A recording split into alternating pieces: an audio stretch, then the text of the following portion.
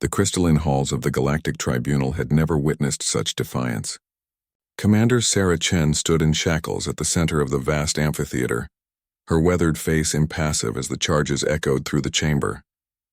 Around her, representatives from 47 species sat in judgment, their alien features twisted with disgust and condemnation.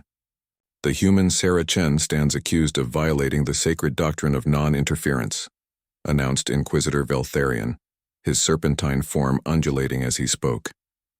She has committed the ultimate heresy, altering the natural course of evolution itself. The assembled jury shifted uncomfortably.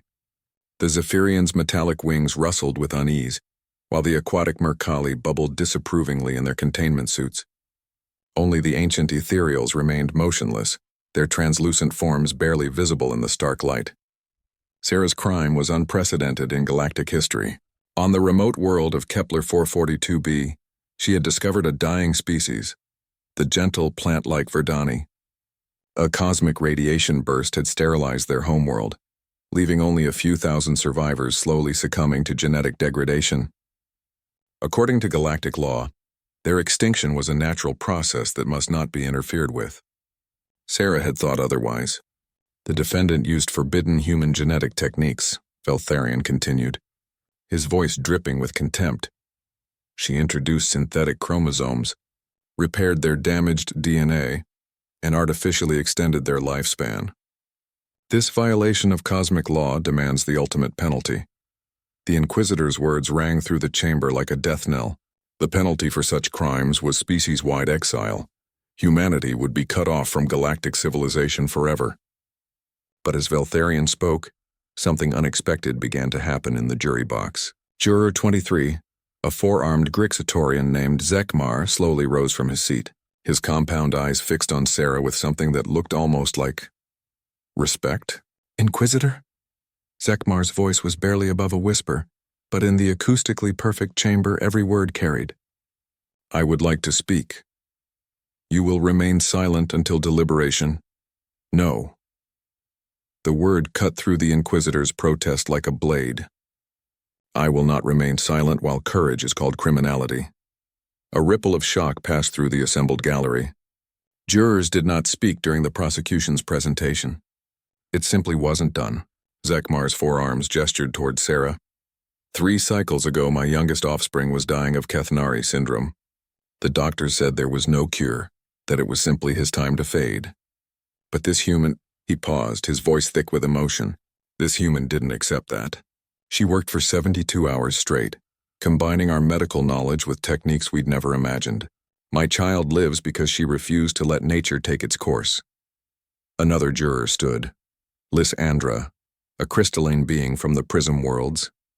The humans call it stubborn hope, she said, her voice ringing like wind chimes. When the void plague consumed our outer colonies, they didn't calculate acceptable losses. They didn't speak of natural selection. They saved everyone they could, and then they saved more. The Inquisitor's serpentine form coiled tighter. You forget yourselves. The law is clear. The law is wrong. The voice belonged to Juror 7, a massive rocky Terek whose species was known for their adherence to order and tradition.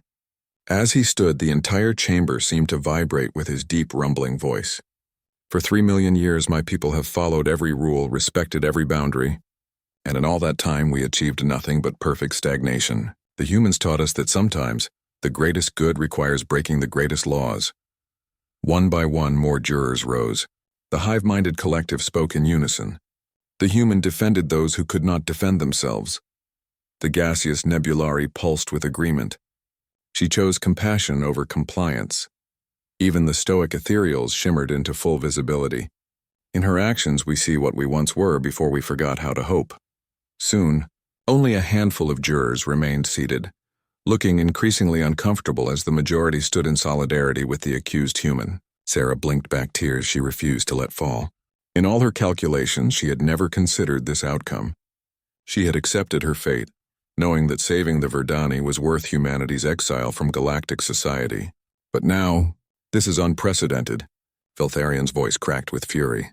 You violate millennia of legal tradition. And the human violates cosmic law, replied Elder Mornthak of the Ethereals, his ancient voice carrying the weight of eons. Yet here we stand, changed by her example. Perhaps it is time to question which is the greater crime, allowing suffering we can prevent or preventing suffering the law allows. The Inquisitor looked around the chamber desperately. The Galactic Council will hear of this mutiny. The entire jury cannot what? Interrupted Juror 15, a sleek shark-like abyssal, cannot choose justice over law, cannot recognize that evolution is not always biological. This human has shown us something we had forgotten, that true advancement comes not from following rules, but from having the courage to break them when they serve no purpose, but perpetuating suffering. The chamber erupted in chaos as spectators began to voice their own support. The careful order of the tribunal crumbled as species after species declared their agreement with the jury's unprecedented stand. Through it all, Sarah stood silently, overwhelmed by the realization that her actions had sparked something far greater than the salvation of one dying species. She had reminded an entire galaxy of civilizations what it meant to fight for what was right, regardless of what was legal. As the cacophony reached its peak, Elder Mornthak raised a translucent hand for silence. When quiet finally descended, his words rang with finality. We, the jury, declare Sarah Chen not guilty by reason of moral imperative. Furthermore, we recommend that the Galactic Council review all laws that prioritize order over compassion. The Inquisitor's serpentine form seemed to deflate. This changes everything. Sarah smiled for the first time since her arrest. That, she said quietly, was rather the point. In the end, it wasn't humanity that was exiled from galactic civilization. It was the old laws, the old ways of thinking, the old acceptance that suffering was sometimes inevitable. The Verdani still thrived on their restored world. But Sarah's greatest victory wasn't biological, it was philosophical. She had reminded 47 species that sometimes the greatest act of evolution is choosing to evolve beyond the rules that limit growth.